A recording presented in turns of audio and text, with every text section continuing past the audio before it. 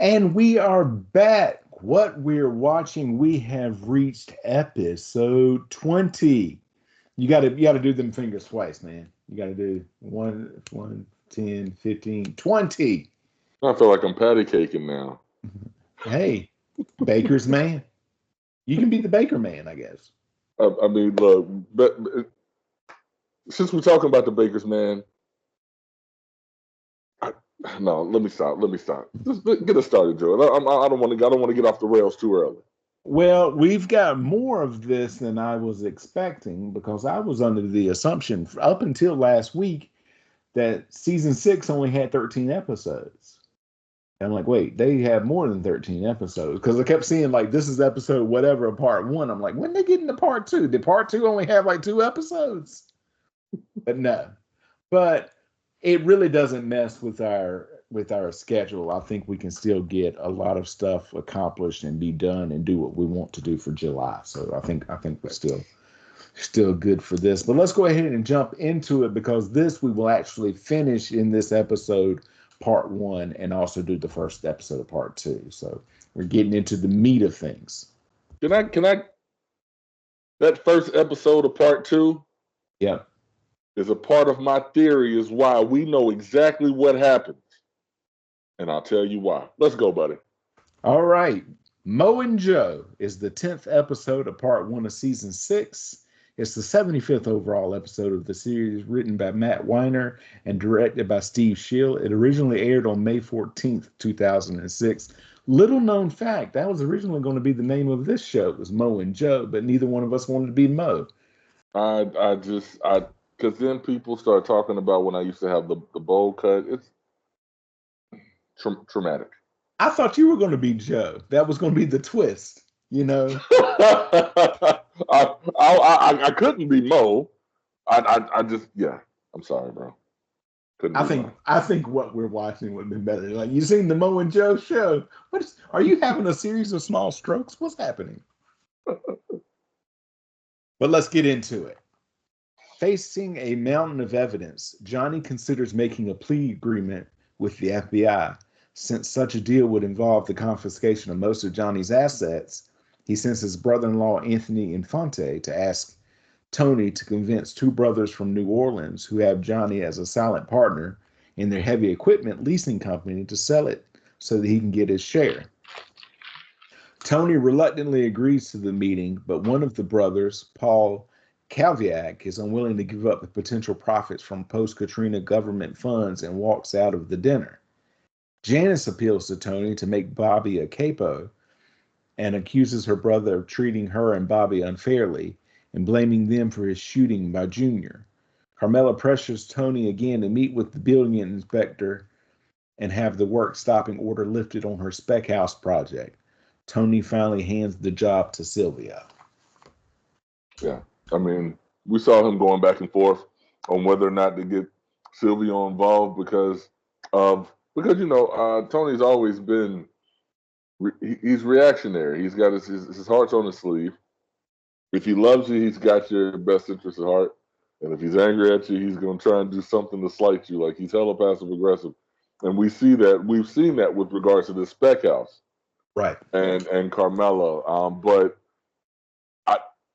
a part of I want to say Janice has a point with regards to Tony being spiteful with regards to Bobby's advancement. But if you think about it, up Mm-hmm. until the shooting, Right. Bobby's assignment was Junior. Mm-hmm. So it's like he's involved with Junior's money. He reports directly to Junior. Junior doesn't have anything to do with Tony. So Bobby really didn't have a lot to do with Tony. That's it. I mean, that was it. So I don't know. Janice wanted the advancement only because she wants more money and opportunity. But what would Bobby have done except for guys walking out with the chicken? Ah, you got The fleshy part of the thigh. the fleshy part of the thigh. Outside of that, I mean, what really have we gotten from Bobby that means that Bobby needs to be that high on the level with Paulie, Walnuts, and Chris, and because I can't even say Sil is the consigliere. So he's up there with the capo, but it's a different tier because the consigliere is known as the guy who's supposed to keep the mob boss in line. He's supposed to Right. be like that confidant. He's the one that, with the door closed, is like, "Hey, you should not be doing this," and not get retaliation from it. He's supposed to be the one who's keeping it real. He should be able to, but clearly we have seen that Tony will not take any type of confrontation from anybody, even if you're coming from a righteous place. If you're not saying what Tony wants to hear, and we saw that with regards to Tony B and whether Right. or not he was going to give him up, and Seal is like, look, the guys are really feeling some kind of way. He's like, look, I'm going to handle this, and then if we need to have another conversation, then we can have that conversation later. So it's like, hey. So I was not looking for it, but I was on Twitter, and yes, I still call it Twitter. I'm not. I don't get behind the X naming it. I'm not the one that voted for it. Anyway, um, I fell down a rabbit hole last week. Didn't mean to, and it says, "Give me your craziest Sopranos conspiracy theory." And it was a lot about the finale and some other things that we can discuss as they come along. But here's a good time to bring up one of them: is that Tony is very hesitant. The real reason that he's hesitant on the spec house is that it's one of the properties that he owns, and he's not for sure if that's not where they dumped Adriana's body, that's where she's buried. Oh, I mean, I like it. I know it's not because we saw how much driving Seal was doing to get her to the point to where he was taking her. I mean, it seemed like he was taking her out of town. Right. And I just assumed that the spec house was in town. But I mean, that's a pretty interesting theory, though. But I it got could. one. I mean, it's No, go possible. ahead. Go ahead. I got one for you. Okay. Everything that happens wrong in the first 3 seasons, Tony's mom is behind it. I mean, everything. When Tony went home and there was no orange juice, Livia. This week, I know. I just wanted to put something out there because all the conspiracies that I really want to talk about don't come in until we get into part 2. So I just wanted to be a part of the conversation. Real quick side trip, since you said that, right? Yeah. When I was with what I lovingly refer to as the first administration, one night she got a call from her grandfather who asked if she or I had come over to his house, gotten some ice cream, and left the carton out on the counter. And she said, and I quote, "Grandpa, we live 120 miles away."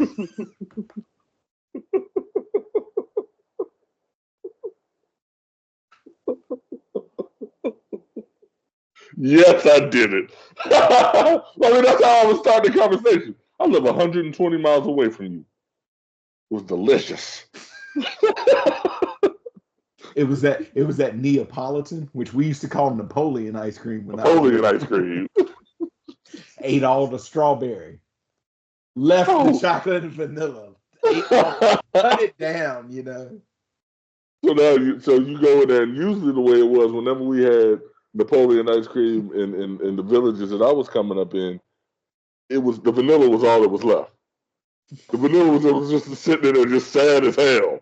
So you got chocolate side down, strawberry side down, and I mean somebody took a spoon and made sure they got it all, and that vanilla just sitting there right in the center, just depressed. Oh man, that's awesome. It's like those mini boxes of cereal, the variety pack, and at the end of the week you're left with the product 19. Oh man, it was always mini wheat. Y'all just left me with the mini wheats. That had them frosting on it. I can't do nothing with it, bro. But you see, that wouldn't be the first. But that's not going at the end. Like, I'd take that regular cornflakes over that product 19. Bro, I'll take King Vitamin over that Product 19. I Man. saw a King Vitamin thing today online where people like, who remembers this? I'm like, remember it. He is our mascot. We pay homage to King Vitamin often, His Royal Highness.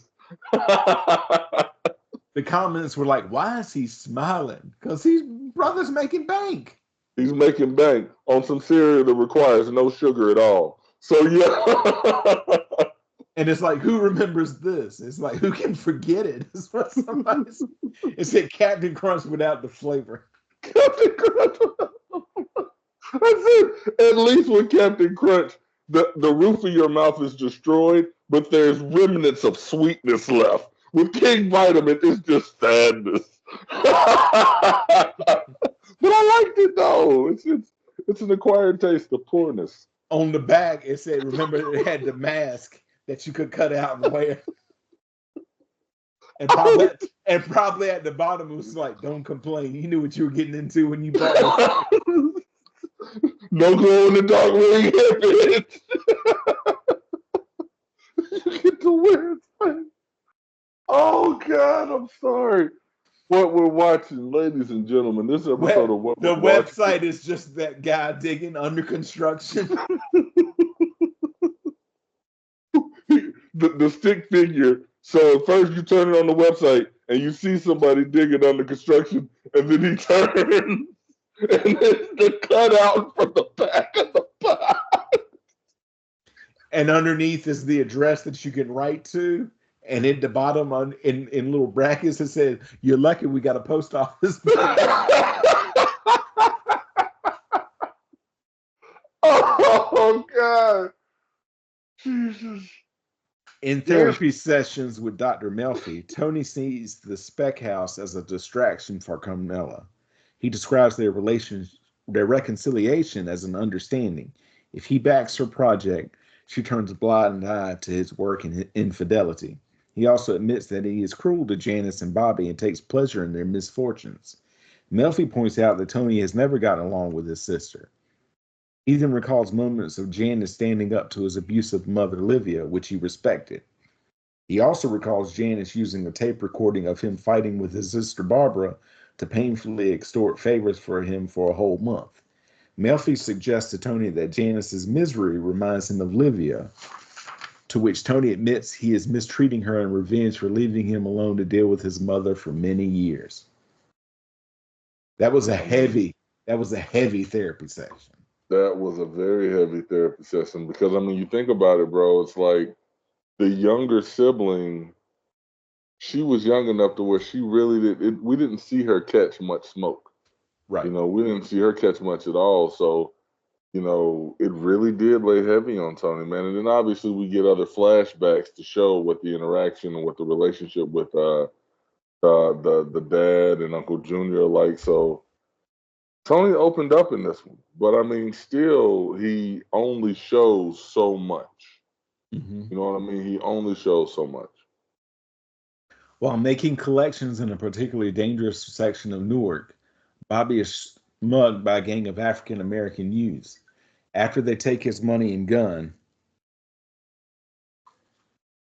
one of them fires it into the pavement in front of Bobby and sends concrete fragment into his right eye.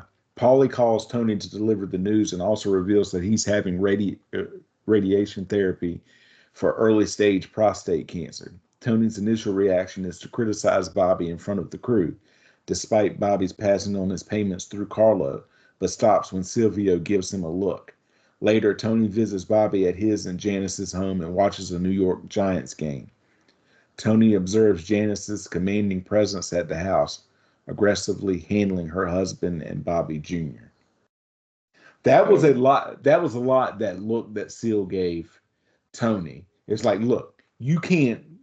Not when the man was shot at and fragments hit his eye and he's injured, but he still gave his collections. Still gave. Bro, like it. Immaturity. We talked about Tony. His flaws. They're evident. He is not trying to hide who he is often. Like every once in a while, we get this. I won't say holier than thou, but it's just like sometimes he does seem cognizant of the choices that he makes, and actually tries to go out of his way to say, "I'm not a bad person." See, I'm not a bad person, but no, he's a bit of a jerk. I mean, this is call it what it is. But at the same time, a lot of people in his position, they don't want to be liked. They do want to be respected. Tony wants to be liked. He wants to be liked. And that's the difficult thing, right? It's like because let's put another manager who really likes to be liked, and the complete opposite. Talking about one World's greatest boss. world's greatest boss, Michael Gary Scott, wants to be loved by everybody, but the reasoning is different, because Michael wanted to be loved by everybody because he didn't have anybody growing up. He wanted it to be like a family because nobody could leave him. Like he says that as a child on a kid show. Like it's the saddest freaking thing. It's so sad. But then you got Tony, who Tony grew up idolizing the relationships that his father had with the crew that he had. He idolized that. So he wanted that. He wants the respect that comes from being liked. But then once it's shown to him, once Carmela a couple seasons ago told him that they're just his lackeys and they're laughing because he is the boss. Mm-hmm. I feel like we got a change there in him. And if you think about his actions since that episode, it makes a little bit of sense. Because I feel like he doesn't look at everybody quite like he does. I mean, think about it for a second, bro, because you know where we're going. Christopher deserved to get put down early on. Like he shot up the Bing, bro. Right. Going for Tony, bro. Like Chris deserved it. And what happened? Tony did not do it. Mm-hmm. Now, granted, Tony B was involved in that, but Tony did not do it.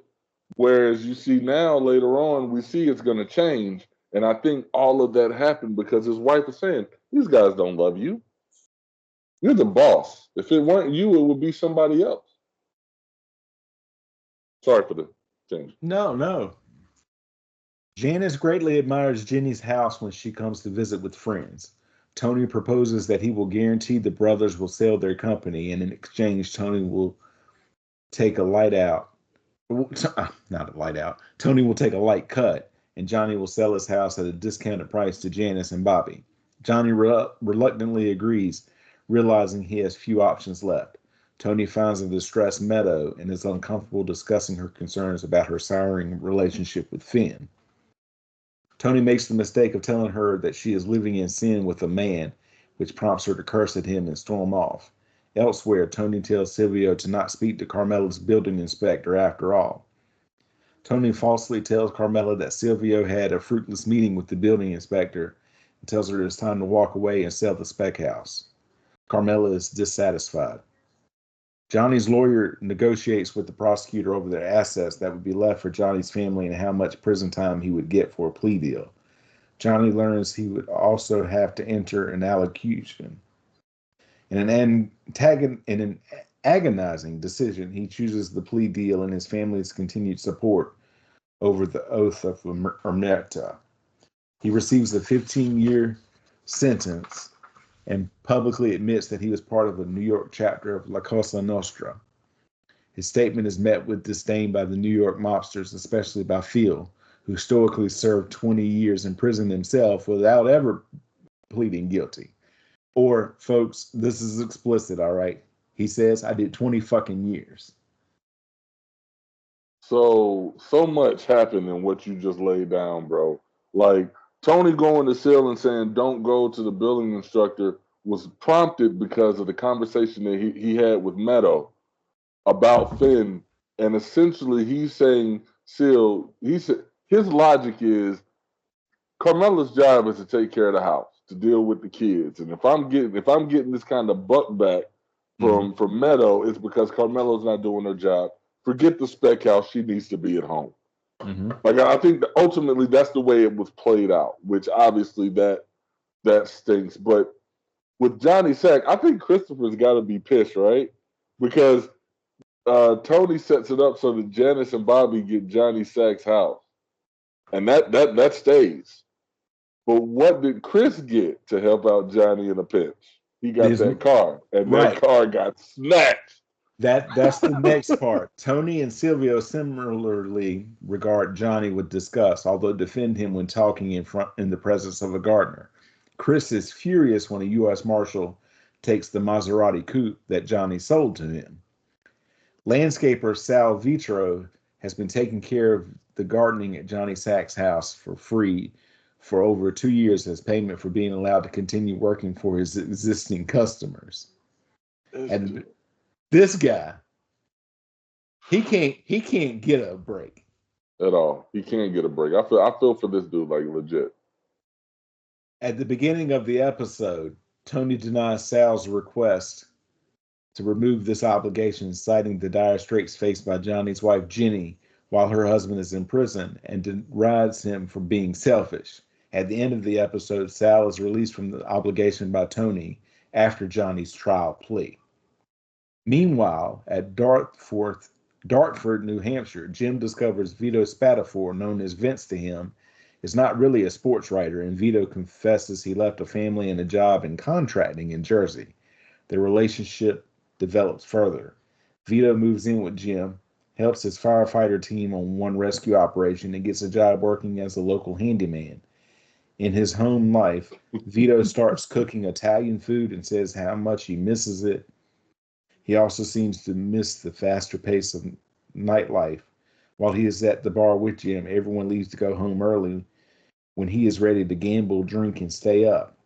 The following morning, Vito tries to stay focused at his handyman job, but is frustrated when he finds only an hour has passed. He's like, got to be close to lunch. One of the most well acted, because we've all been there. I feel like if you've ever worked a job where you are not working for yourself, maybe even if you were, you're punching the clock, you're looking at that clock like, yeah, man, I've been getting a groove going, baby. I bet you it's 12 o'clock. And then you look and it's 8:15 and your workday started at 8:05. So I'm like, everybody's been there, but Vito really, really, really did it. So it made sense when he finally looked at this. I can already taste the sandwich. It's gonna be so good. Like, this dude was really, really just amping himself just to get him looking. He's like, yeah, this ain't for me. This ain't for me. But it's the relationship that he had with Johnny Cakes. Like, even, I mean, because if you see him being cute in the kitchen, he's cooking. He said there's doing the whole thing with I don't know if he did a pinky up or if he pinched his cheek. I don't know what he did. He did something with his cheek, right? Right. He looked so happy, like genuinely happy with the relationship that he had with Johnny Cakes, but just something couldn't let him be. That easy money, man. That easy money. The morning after, Jim wakes up to find Vito has left with his belongings and car. Drinking vodka and Terry while driving, Vito rounds a blind corner on a wooded country road and crashes into a parked Jeep Wagoneer. When the owner refuses to take cash as compensation and walks towards his home to call the cops, Vito shoots him in the back of the head and drives away. So what? I'm just gonna take your money so you can call the police and tell them it was my fault. Like, he wasn't having it. Soon he is back in New Jersey and slowly drives through the old neighborhood, stopping momentarily in front of Satriale's before speeding off. The gift from Tony of being able to buy the Sacramone house cheaply leaves Janice in tears of gratitude when she visits her brother to thank him. Tony remains unemotional. The title's name comes from Bobby's special Lionel model train of characters Mo and Joe, blue-collar workers, who can unload lumber. Bobby uses the Mo and Joe model train to unsuccessfully try to find a connection to his son Bobby Jr. The episode title could refer to similar failed attempts to establish a relationship Janice tries to talk to Tony, but angrily says there is only DNA that is common between them. Vito gets fed up trying to build a new life in Dartford, New Hampshire, and leaves back for Jersey. Meadow emotionally complains about not finding common ground with Finn, and Tony fails to comfort her. There's a lot to unpack there in the name. Just in the name. Cold Stones is the 11th episode of part one of season 6. It's the 76th overall episode of the series, written by Diane Froloy or Frojoy. I don't know. It's messed up there. Andrew Schneider and David Chase, and directed by Tim Van Patten. It originally aired on May the 21st, 2006. Carmela discovers that AJ was fired from his job and has kept this a secret for 3 weeks. During the heated argument that ensues, AJ complains that the job did not pay enough to sustain his regular nights out at expensive New York nightclubs. Tony observes and is disgusted by AJ's lazy behavior. In therapy with Dr. Melfi, Tony discloses that he has been feeling hatred towards AJ and states that if Carmela had not been so protective of his son, he would be a better person. Melfi sees AJ's life as a product of his father's own brutality, taking his anger out on others and having a desperate need to dominate and control. She points out that Carmela's supposed protectiveness is exactly what Tony used to mention in their sessions that he wanted from his own mother but never received. Melfi calls him out, man. She does. As much as she can. Yeah. As much as she can without him losing his top. AJ invites Hernan and Rhiannon to play video games. Tony asks AJ to join him in the garage, where he reveals that he has provided him with a construction job. Tony threatens to take away his possessions and kick him out if he refuses. When AJ rolls his eyes, Tony smashes AJ's windshield with a football helmet and threatens to destroy the car entirely. Tony then warns his son, "Don't put me to the test." The next morning, AJ gets up early to leave for work at the construction site. Elsewhere, Meadow talks to her parents about following Finn to California. Meadow bristles and dismisses Carmela's musings about what she had perceived as mounting friction between the couple. Carmela takes a trip to Paris that she won at the silent auction during the Feast of St. Elziar, taking along Rosalie.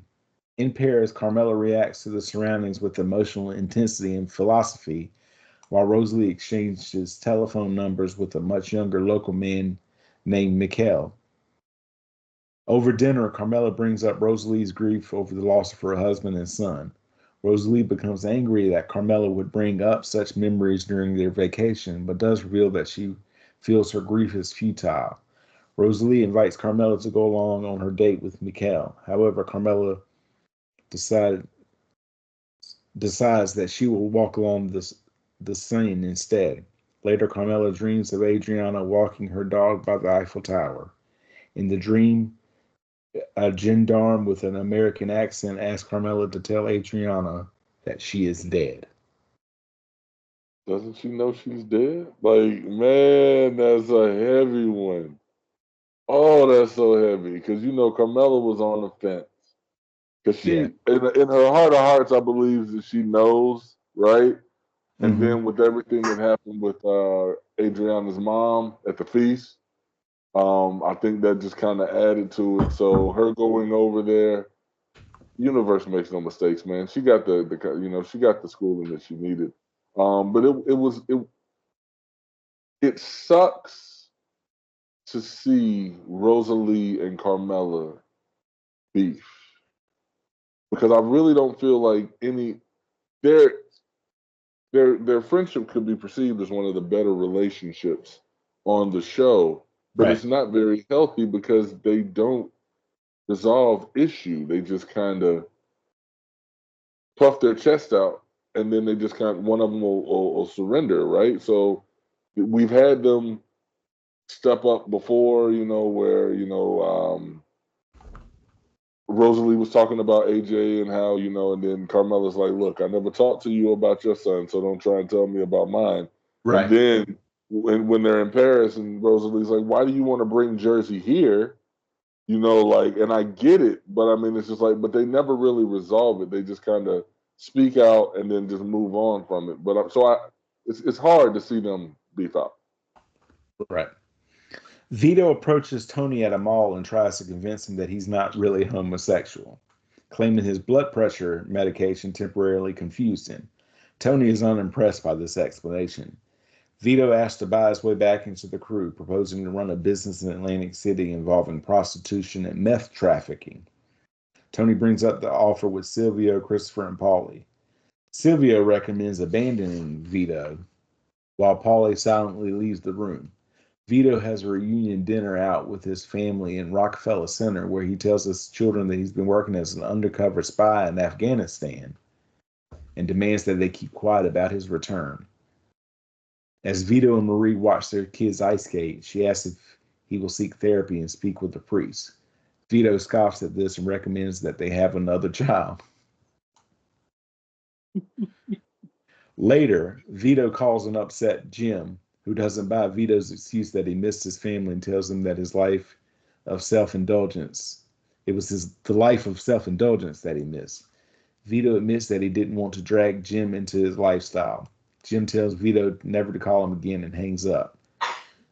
Meanwhile, Tony and Phil, now the acting boss of the Lupertazzi crime family, disagree over no-show jobs on a new construction project. When they meet later in Patterson, Phil is extremely angry that Vito is back in town and confronts Tony about the matter. After arguing with Phil, Tony walks away from the meeting.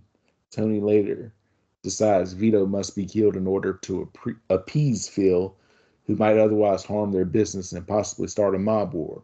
Both agree that Carlo would be the best choice for the job, due to Carlo's apparent homophobia. Phil and his wife, Patty, discuss Vito's sexuality. Patty expresses her disappointment and resentment for having a homosexual in the family. She tells Phil that Vito has to be made to face his problems squarely. Meanwhile, Vito phones Tony, who arranges a meeting at the mall the following morning, planning for Carlo to lie in wait for him. However, when Vito arrives at his motel, he is ambushed by New York mobsters Fat Dom and Jerry Torchiano, who knock him down and duct tape his mouth. Vito tearfully pleads to spare him as Phil comes out of the closet and watches Dom and Jerry beat Vito to death with batons after telling Vito he's a fucking disgrace. The Soprano crime family learns from Bobby Bacliar that Vito is found dead with a pool cue inserted in his rectum. The room falls silent as Tony deduces it was likely Phil Leotardo who killed his capo. Carlo comes in and states that you have to admire Phil. It's not all talk with him. Patsy remarks that he wishes he had borrowed money from Vito as Terry subtly smiles to himself. Tony takes Silvio aside and tells him that the murder was not about Vito, but about Phil's defiance of his authority. Tony believes Phil is sending the family a message that he can kill one of Tony's captains, and Tony cannot do anything about it. Tony tells Silvio that he does not want a war with Phil, as it would likely be protracted and cripple their earning capacity. He decides to hit back at Phil financially, noting that Phil has a wire room in Sheepshead Bay. So, obviously, for symbolism's sake, Phil is hiding in the closet to come out of the closet to the person who's been hiding in the closet. And that's a tragic scene, trigger warning for anybody who hasn't watched it before. I mean, it's heavy, right? So I guess, one last time for my guy, man. I mean, one last time for Vito, bro. Like, it sucks that it had to go down like that, because for all intents and purposes, I think the move to Vegas could have been great for him. He would have been out of the way of everybody, because that's just money out there, but he never got the chance, man. So R.I.P. Vito. This was the second conspiracy theory that they brought up, is that Phil is secretly homosexual.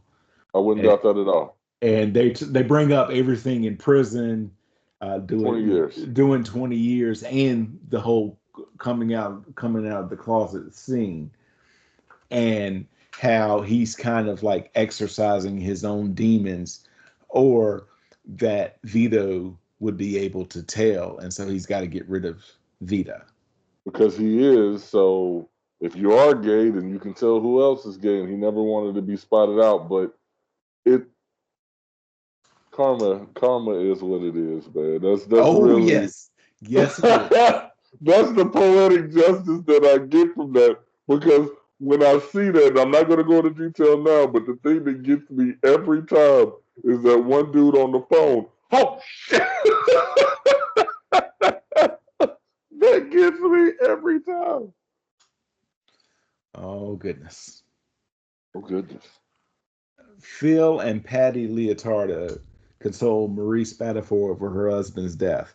She tearfully insists Vito was a good husband and father.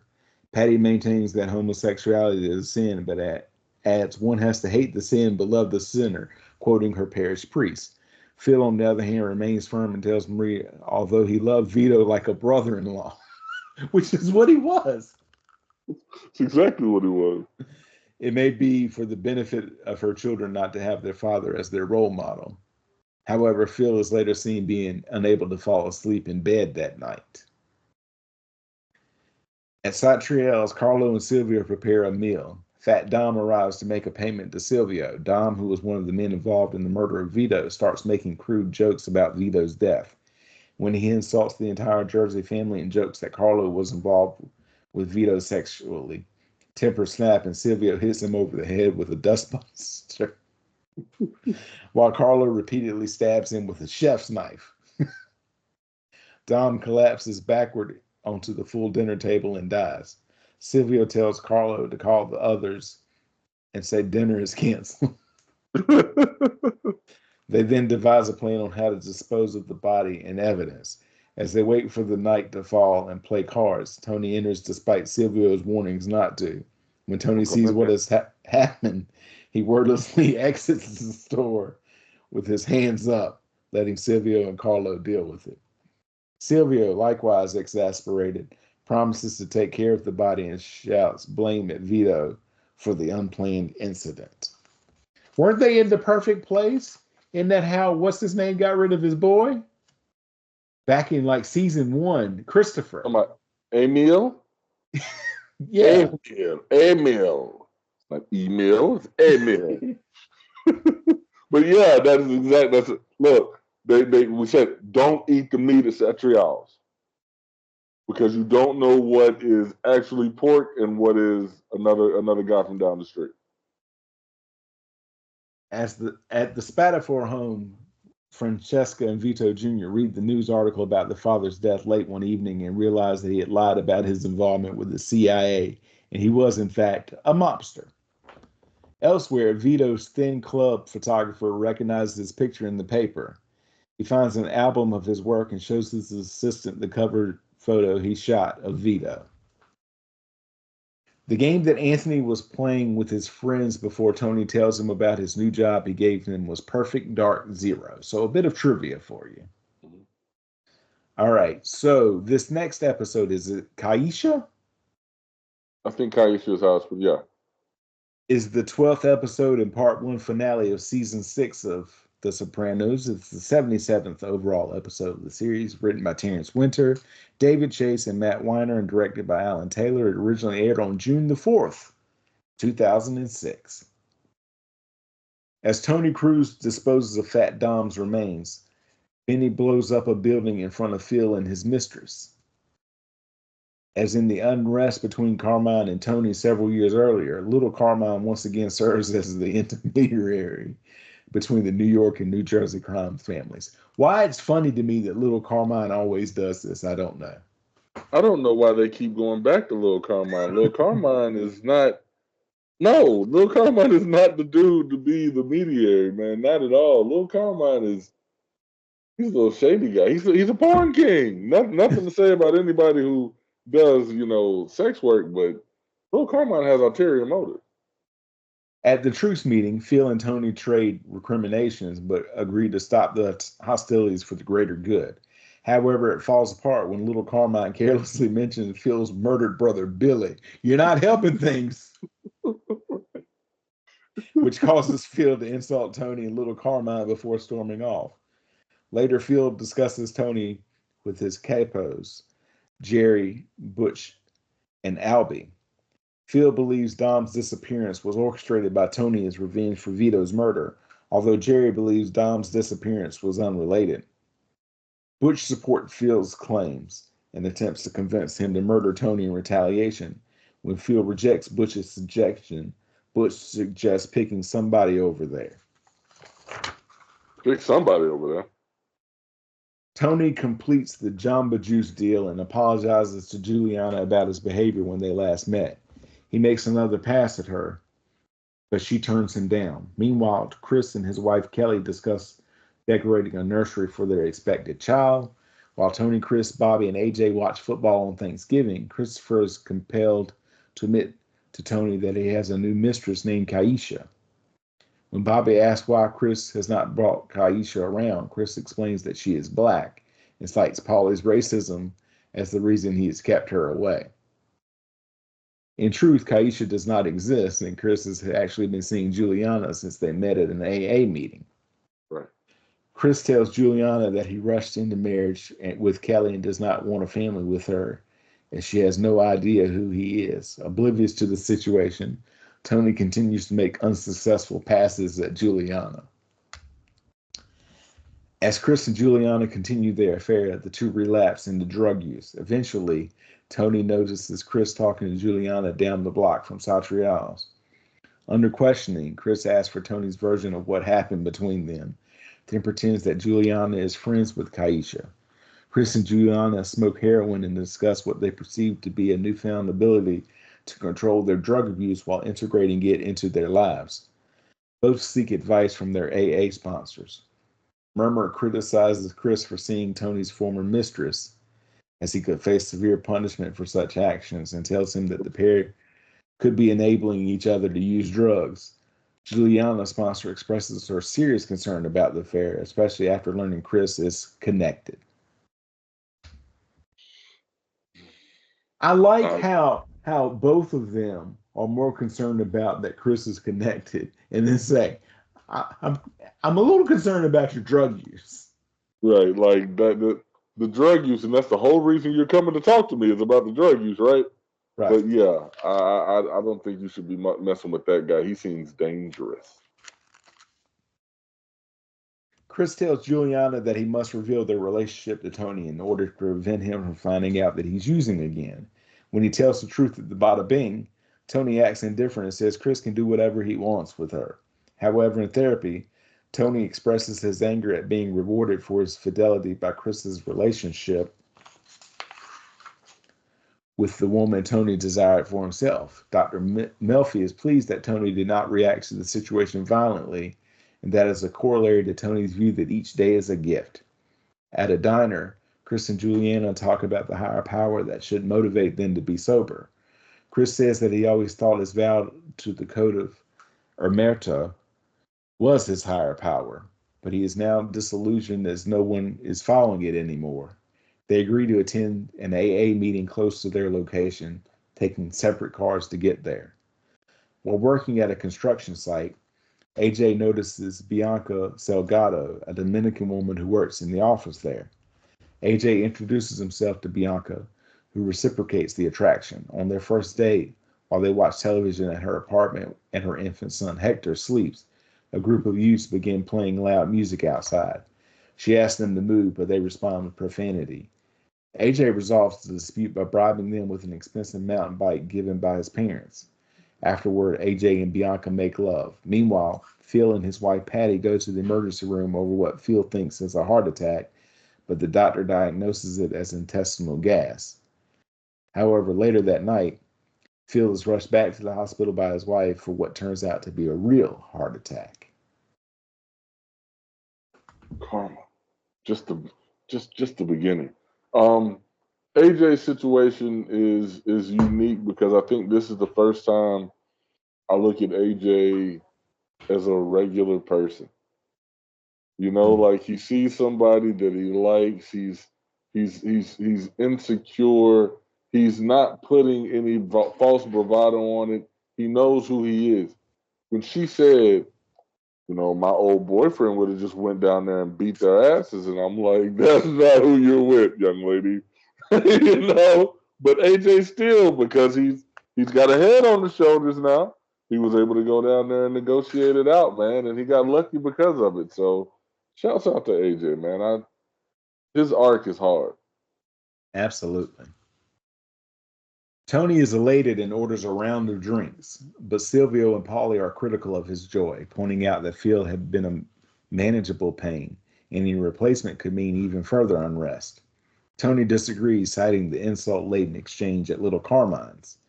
Agent Harris invites Tony to have a conversation at Satriel's and tells him of his inside sources in the FBI say that someone in Tony's organization may be in danger from retaliation from the Lupertazzi family. The news seems to make Tony genuinely concerned, and he thanks Harris.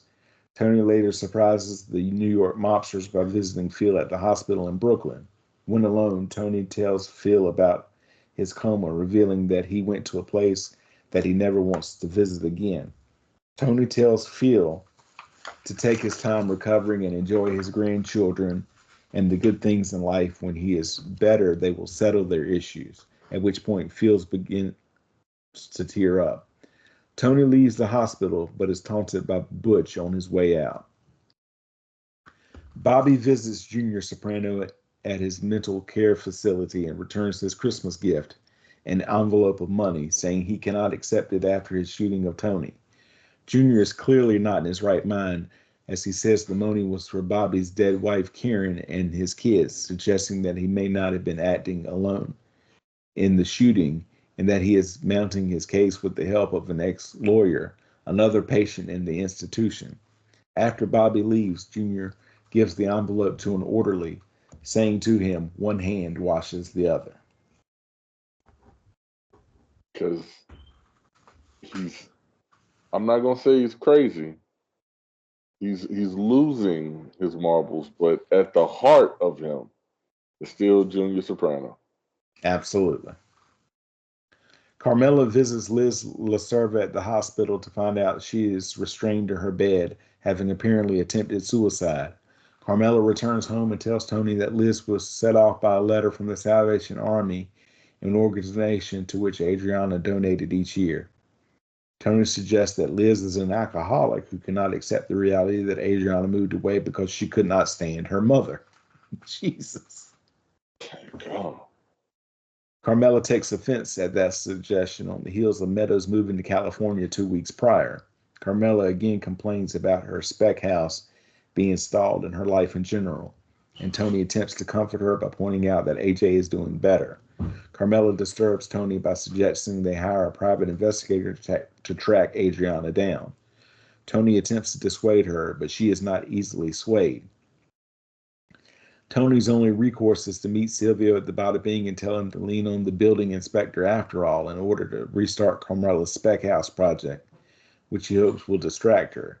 When the stop work order on the spec house is lifted, she immediately realizes that it is Tony's work and thanks him for the Christmas gift profusely. And again, we said Tony is reacting from emotion. He told Sil, don't do it. Carmela needs to be at home. I'm so pissed at her because I shouldn't have had this interaction with Meadow. And then Carmela's like, I want to look into Adriana's death. Tony's like, nope, can't do that. At home, Carmela is going through paperwork and preparing Christmas dinner. Tony's hope that the spec house will distract her pays off as she discards the business card of the private investigator she had wanted to hire to find Adriana and instead calls the roofing subcontractor. The Bagliaris, DeAngelis, and Moltisantis join the Sopranos at their home for Christmas Eve. AJ arrives with Bianca and Hector and introduces them to his family. Hugh remarks on Bianca's necklace, which AJ bought for her. In another room, Carmela and Tony discuss Bianca. Is it Bianca or Blanca? I thought it was Blanca. It may be Yeah, I thought. Now, granted, that's just how AJ pronounced it, Blanca. Right? Yeah. Yeah. The print is not great on this paper, so I apologize, everyone. It's Blanca. Carmela does not approve of her age or race, but Tony seems more accepting. When Tony suggests to AJ that he could have helped with the necklace because he has a guy, AJ assertively dismisses him by saying, I have a job. That's your father got for you.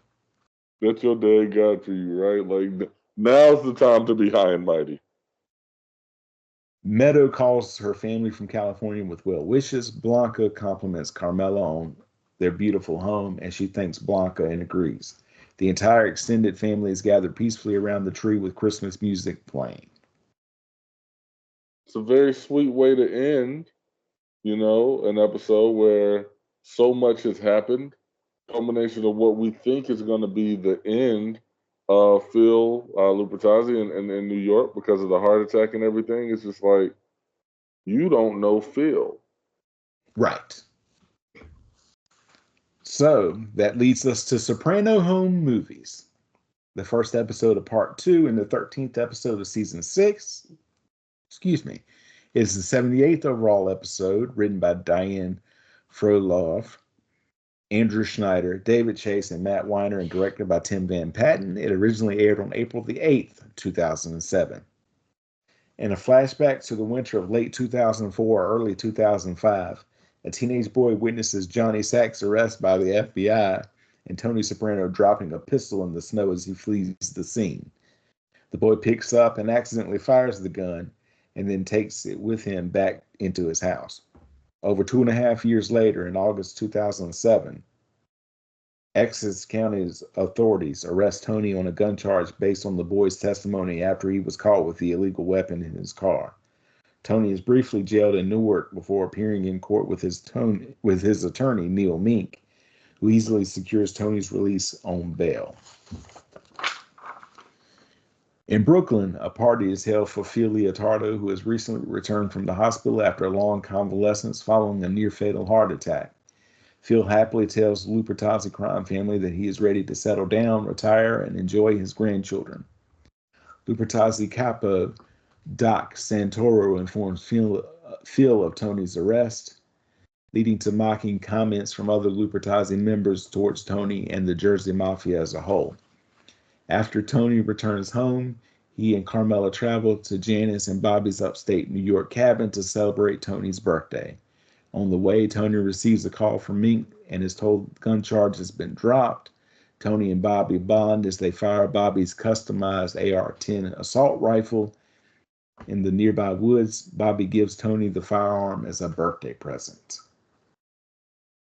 While fishing on the lake in Bobby's motorboat, Tony reflects that there are likely only 2 ways a mobster criminal's activities might end: prison or murder. Tony tells Bobby that his plans to use a protege to shield himself from police scrutiny has failed and that he is looking for a position for Bobby in the Soprano family. Tony comments that Bobby has never popped his cherry in regards to killing someone, in contrast with Bobby's father. Bobby replies that he has come close, but that his father never wanted it for him. Meanwhile, AJ opts to skip going to his new job at Beansy's Pizzeria and uses his parents' bedroom to entertain his girlfriend and some partygoers. Tony, Carmela, Bobby, and Janice get increasingly drunk and argue over a game of Monopoly. Over Tony's objections, Janice relates an embarrassing childhood story in which a gun was discharged and shot through Olivia's beehive hairdo by their father. Tony then starts making jab at Janice's looks and past lifestyle, eventually causing Bobby to beat him in a fight. Under the boardwalk. Panicking, Bobby tries to drive off drunk and backs into a tree. He returns and apologizes to Tony before the two couples go to bed. Tony wakes up in the middle of the night and tells the Baccaliaris that Bobby beat him fair and square. The couples seem to make amends, but Tony increasingly obsesses over losing the fight to Bobby and makes angry comments to anyone who will listen. Tony and Bobby leave for a prearranged business meeting with 2 Quebecers, but inform their wives that they are going to play golf. In exchange for a large amount of expired prescription medication, Tony agrees to a hit on the brother-in-law of one of the Quebecers and asks Bobby to personally take care of it. Bobby is forced to reluctantly accept the task. Tony happily drives Bobby back to the lake house while the latter solemnly contemplates his task. Carmela and Janice nervously wait for their husbands to get into an argument where Carmela shows resentment at Janice's implication that Tony's behavior comes from his family. Carmela maintains that Tony is not a vindictive man. Who has she been married to? It's one of those things, bro. You know what it is, man. You'll know what the truth is, but you won't let anybody else say it, and that is it's a form of enabling. That's But I like mean, it's like but Livia with her late husband. He was a saint. she was a saint, but she was always taught she was running. Tony said you were running them into the ground, but every time his name come up, oh, Johnny's a saint. Once the men return to the house, Carmela and Tony leave for home, and Bobby immediately sets off for Montreal to complete the hit. Bobby finds his target in the laundry room of an apartment building. Seemingly frenzied, Bobby shoots him dead at point-blank range. The victim rips apart Bobby's shirt before the shaking and weeping mobster flees the bloody scene, having completed his first hit. Back home, Tony watches the Sopranos home movies DVD given to him by Janice as a birthday present. Meek calls informing Tony that the FBI has picked up the gun charge and will likely use it as a predicate for Tony's RICO case. Bobby returns to his lakefront house, picks up his daughter, and gazes out over the lake in silence as the sun sets. The gunshot scene in the laundromat is powerful because I think that's going to be what gets Bobby caught. Right. Like, clear, he shot the guy.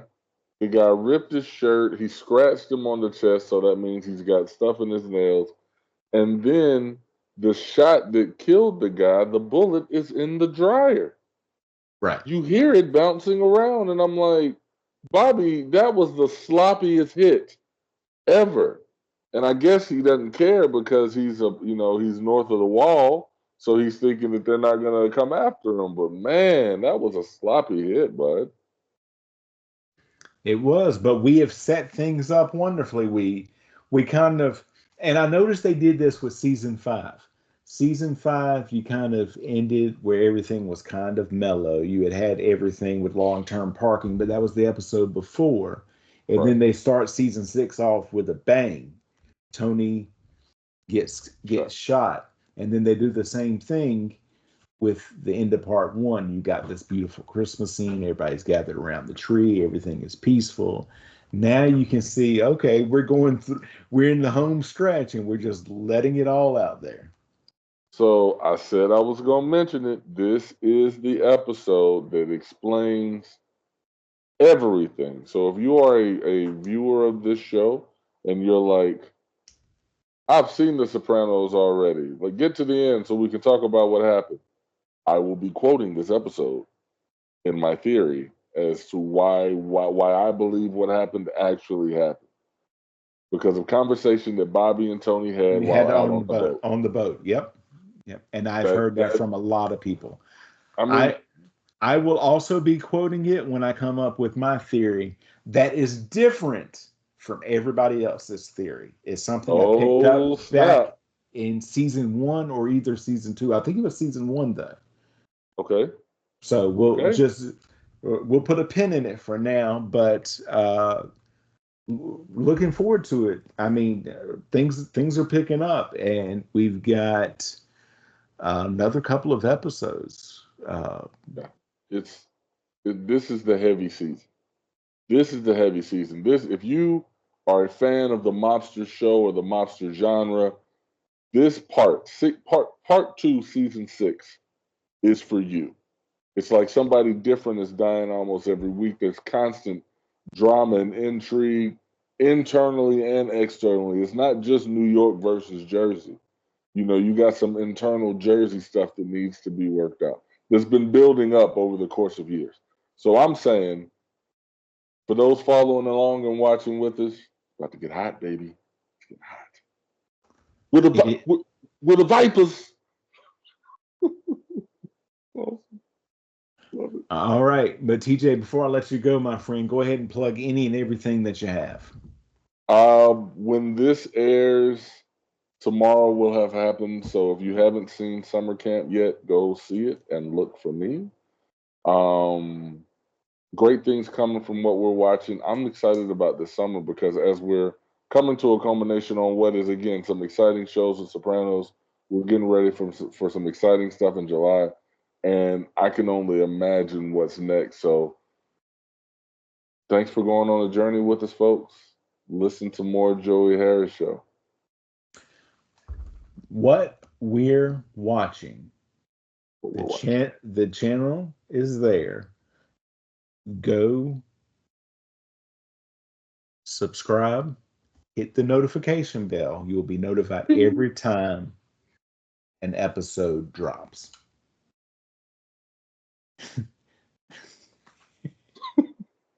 R.I.P. Vito. And I am at the Joey Harris on all social media, Joey Harris Comedy at gmail.com. TJ, as always, thank you, my brother, and we will see you all next time.